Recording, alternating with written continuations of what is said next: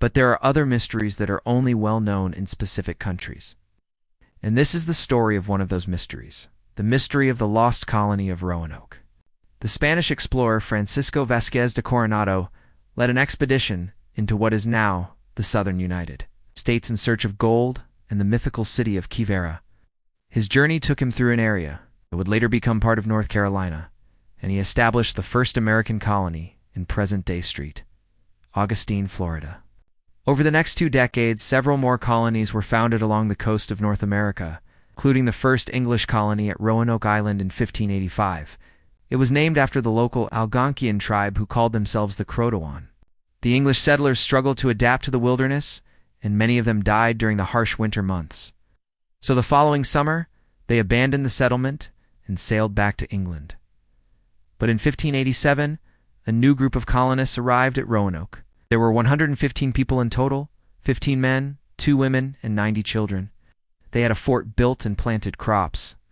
When the ships arrived to pick up the settlers, they found no trace of the colony. All that remained was the fort, which was in good condition, and the word Croatoan carved into a post. There are 3 main theories about what happened to the colonists. The first theory is that the settlers integrated with the local tribes. The second is that they all died, either from disease or by the hands of the natives.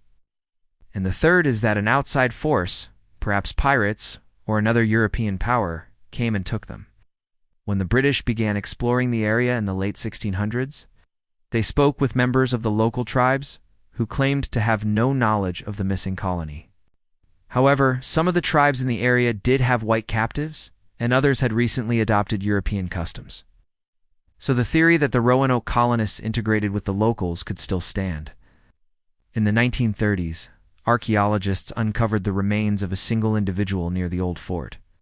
Further excavations revealed the outlines of 16 more individuals, including a possible mass grave. In 1998, researchers revisited the site with new technology. They used ground-penetrating radar to identify voids in the ground without actually digging. This revealed at least 16 anomalies that may have been graves. This suggests the colonists didn't abandon their settlement in a hurry. Between 2007 and 2014, archaeologists conducted the largest excavation of the site to date.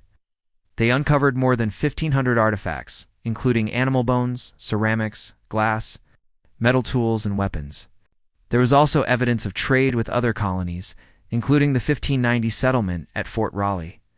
The archaeologists concluded that the colonists likely died between AC7 and 1590, but they haven't been able to pinpoint a cause of death or explain what happened to their bodies. It inspired the first American to write a mystery novel, which was published in 1824, and it continues to inspire artists today.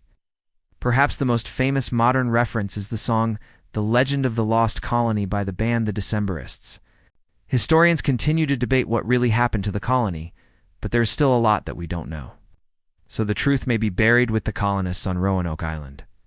If you enjoyed this video, check out one of the ones linked on screen now. Thanks for watching.